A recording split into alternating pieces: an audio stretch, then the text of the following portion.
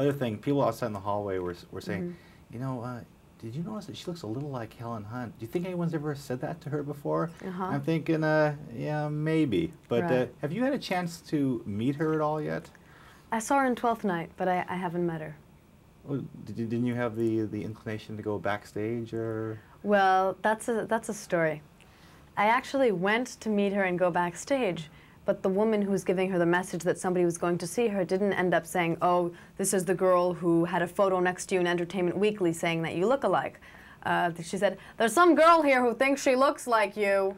So Helen Hunt obviously said no, because, I mean, it could be some, I don't know, you never know who it is. Like, if somebody said, oh, I think I look like you, all right, I don't care, I don't want to see you.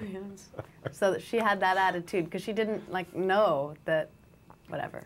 You understand.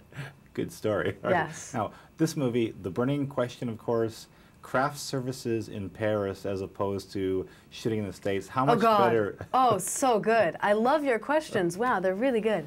The craft service in Paris. Nobody has asked me about that, and I loved it. It was great. Everybody had a bottle of wine on the table. The crew was allowed to drink. Towards the end of the day, they got completely drunk. Like, they all had wine, and, you know, in the big crew trucks, there was always wine. And at the end, you had to be careful when they were, like, carrying things, to be careful if they, like, swished it around, like, they wouldn't hit you. But they were very nice people, though.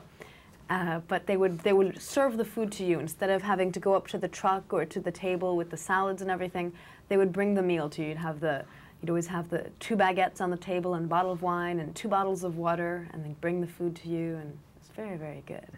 All right. Now, Kris Kristofferson. Now, how aware were you of his songs, and did anyone ever come up to him and say, start singing Me and Bobby McGee at all?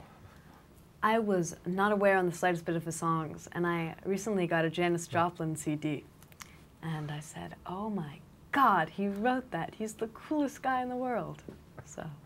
And last question, your character in the movie. Yes.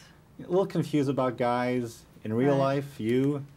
Me, my last serious boyfriend was 3rd grade, so yes. Yes. A little bit confused, I don't know. I understand them too well. I think that's my problem.